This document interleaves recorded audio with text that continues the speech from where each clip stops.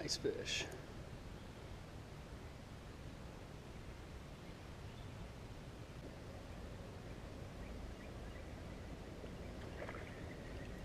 Hey, we got him that time. Yeah.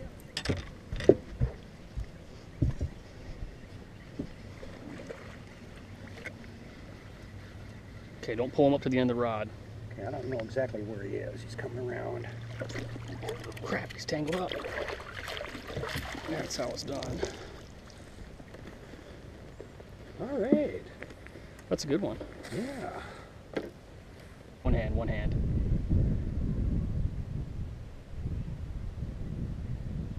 Good one. Okay, don't throw him back yet. I want to test out my new scale.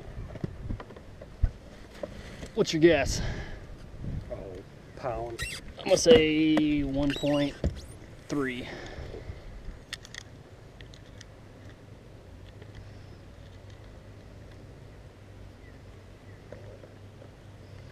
Oh, 1.3. Wow, good. Man, I'm...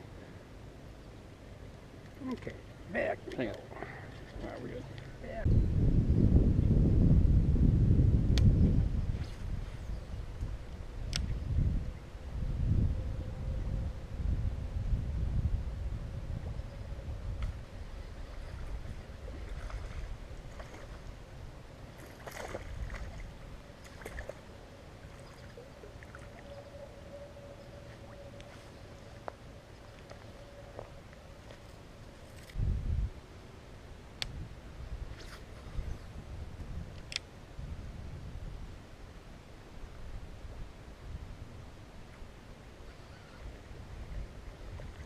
Oh!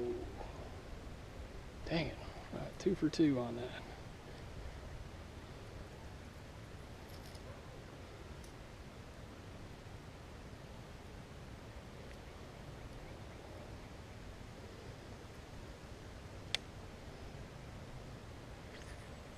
Dang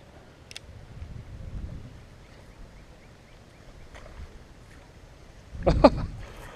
Oh man. That's funny.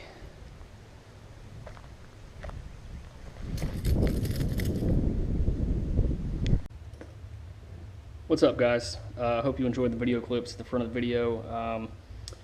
Talking about two poppers, Duo Realis Popper 64 and Megabass Pop X. The Popper 64 is just over 1/3 of an ounce. Pop X is a 1/4 ounce. Both have feathered treble hooks. And they both put a lot of fish in the boat.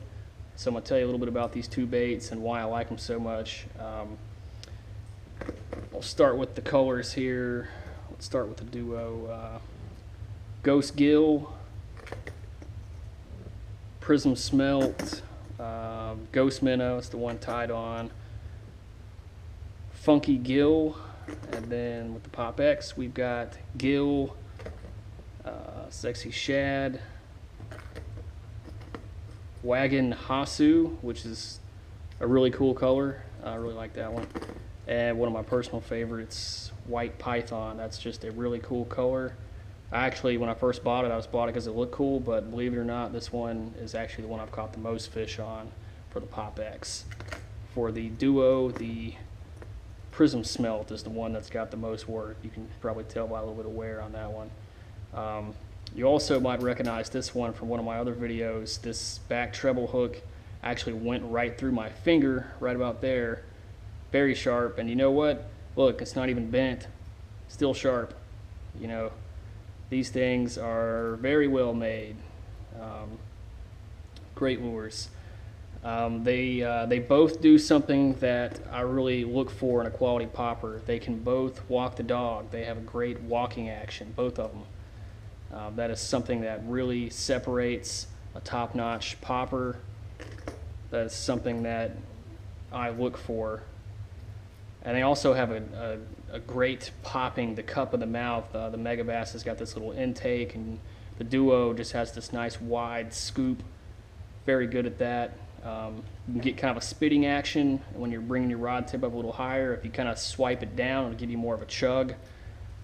So it adds great versatility. For being lightweight, they cast extremely well. That is one thing that's you always want to look for when you're talking about a lightweight lure, is that you can still cast the thing good. I throw it on a 7-foot medium rod. I use 15-pound braid, and it works pretty good. But running this combo, it's nothing special to it really. You could actually probably throw it on a couple of different combos. That's just the one I use. Fish just kind of bit the feather off that one a little bit.